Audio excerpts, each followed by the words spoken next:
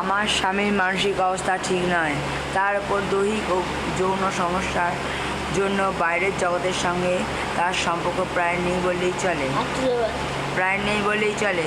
কতগুলো ভ্রান্ত ধারণা ও কয়েকটি দেশের দ্বারা তৈরি, যেমন চীন, আমেরিকা ও ইংল্যান্ড, একটি শক্তিশালী চক্রান্তের শিকার উনি, যাদের উদ্দেশ্য যেভাবেই হোক আমার সম্পত্তি ক্যাপচার করা।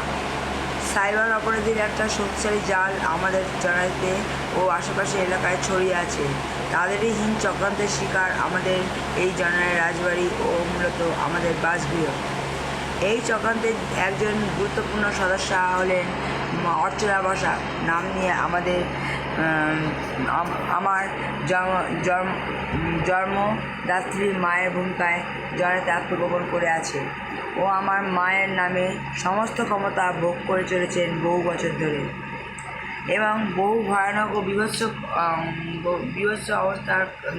বিভৎস অন্যায় কাজ করে তার কুৎসিত সাহিত হয়।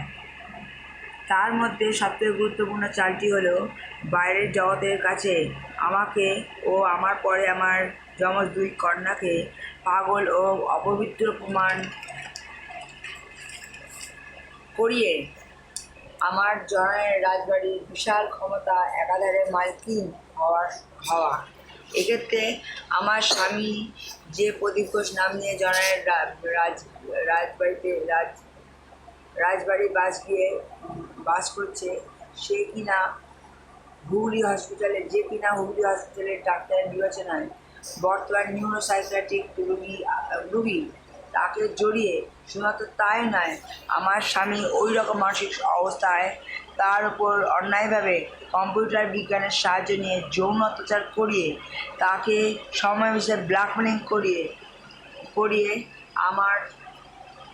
আমার পরিবারের শান্তি ও পরিবারকে প্রতিনিয়ত সমাজের কাছে হেনস্থা করার চেষ্টা করে চলেছে ওই দলটি। শুভ বাংলাদেশী শ্রীমতী কুন্তী ঘোষ, কুমারী প্রেরণা ঘোষ ও কুমারী বর্মা ঘোষ। নমস্কার।